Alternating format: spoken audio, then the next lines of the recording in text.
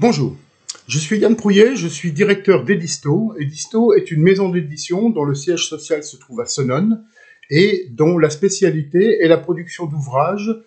dans la niche de l'histoire et le patrimoine, avec une spécialisation sur l'histoire de la Première Guerre mondiale et de la Révolution jusqu'à la Deuxième Guerre mondiale. Être éditeur, c'est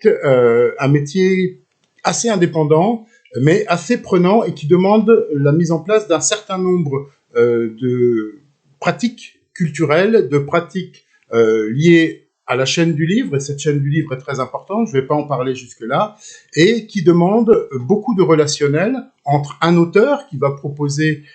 un manuscrit à fin d'édition, et puis toute la chaîne du livre qui va être celui de la maquettiste, l'iconographe s'il y en a besoin, l'imprimeur bien entendu, et puis la chaîne du livre en aval qui peuvent être donc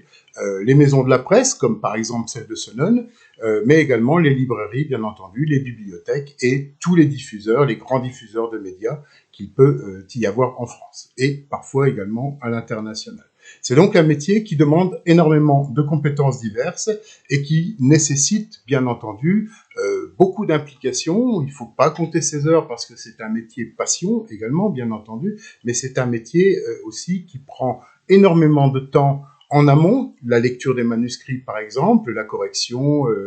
de ce qui nous est présenté, la vérification historique bien entendu, et puis en aval, justement, cette liaison avec les différents opérateurs dont on va avoir besoin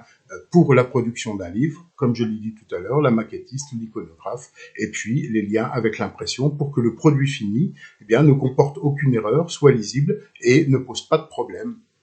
à partir du moment où on a pris la décision de l'inclure au catalogue, qui est une décision importante par rapport à la ligne éditoriale de la maison d'édition.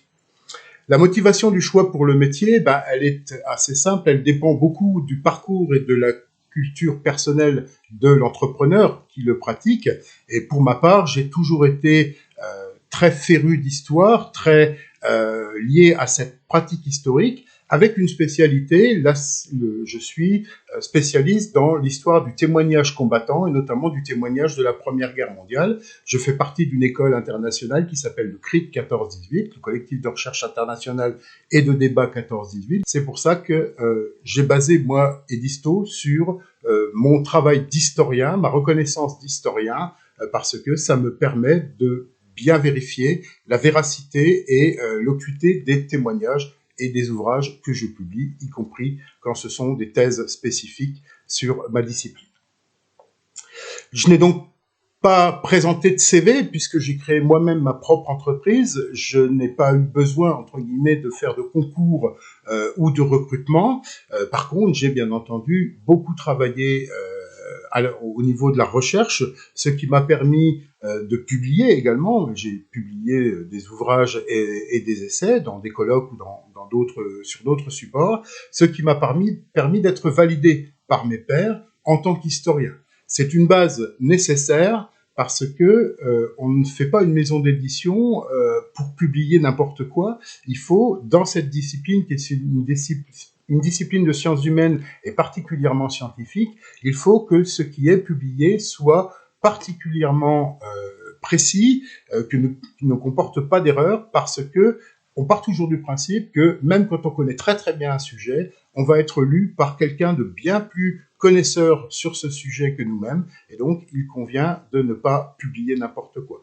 Et il est donc à prendre très très au sérieux et à faire avec exactement le même sérieux. Donc, évaluer une carrière ou évoquer une évolution de carrière, en fait, l'évolution de la carrière dans le monde de l'édition, c'est un monde qui est particulièrement difficile parce que c'est un commerce, entre guillemets, très aléatoire puisqu'il touche à la culture. Or, ce n'est pas... même si intellectuellement c'est particulièrement important, ce n'est pas aussi fondamental que d'autres métiers bien plus nécessaires. Donc c'est toujours une carrière qui peut être arrêtée faute de lectorat, parce que la crise est difficile, parce que, par exemple, avec le Covid, les librairies étaient fermées, ça a donc bien entendu empêché la diffusion des ouvrages d'Edisto.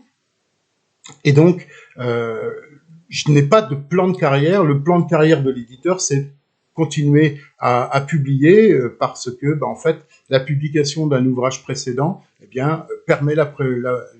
publication de l'ouvrage suivant, et c'est déjà une bonne motivation pour continuer à travailler. Je vous remercie de votre écoute et je vous souhaite une excellente fin de journée.